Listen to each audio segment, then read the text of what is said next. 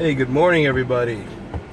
Thought I'd do another CDs in the car thing. I'm going to call this Cartoons. Forgive the pun, but I think it's funny. Cartoons, inspired by my friend and fellow YouTuber John Montagna and his ride jams. If you're not following him, you should be following him because he is awesome, and he's been doing a series called Ride Jams, and you know it's catching on. So because I think all of us who are into physical media, that's how we love our music.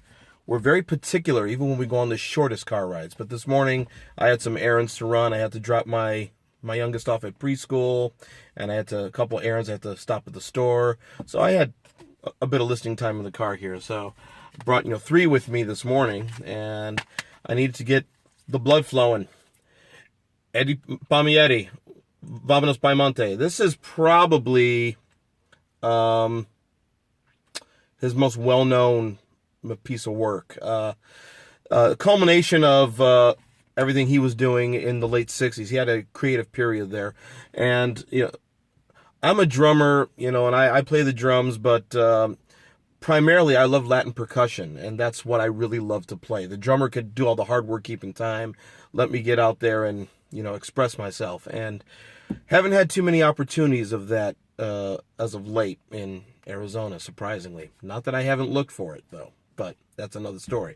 But this is a great album if you're into Latin percussion. It's also his most political album, especially if you know what he's talking about. It's about liberty, anti-war, a lot of good stuff on here.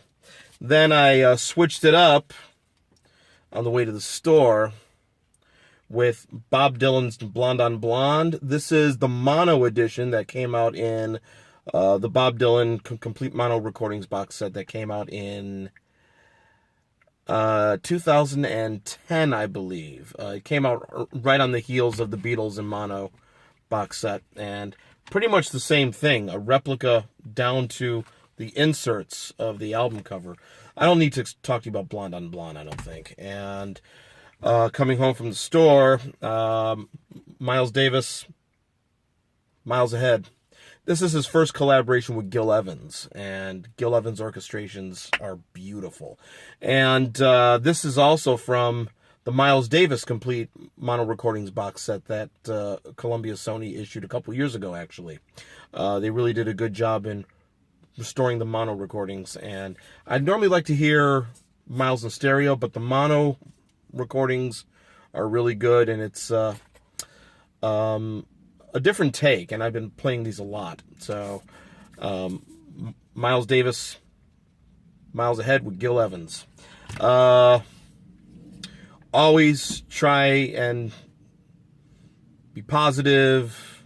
I listen to music, watch movies on my downtime, which is kind of rare lately, but thank you very much, and keep following me, and I will have some more videos shortly.